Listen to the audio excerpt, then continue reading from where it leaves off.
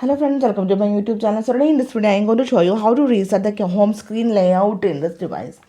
So here you can see two widgets you can see here, the clock widget and the calendar widget, and also we can, so here I am going to move this one, so okay, you can see. So let me show you how to reset the home screen layout.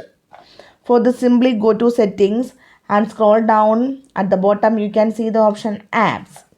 Tap on this one. So here you can see the search icon. Tap on this one, and here we need to search One UI Home.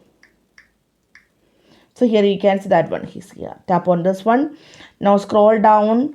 Tap on the option storage. Now after this one you can see two options, clear data and clear cache. Tap on the option clear data. You can see all of this applications data will be deleted permanently. This includes all files, settings, accounts, database, etc. Confirm the option delete.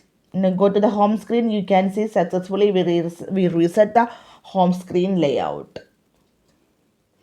So simply in this way we can reset the home screen layout in this device. So hope you guys enjoy this video. Thank you for watching. Thank you. Bye bye.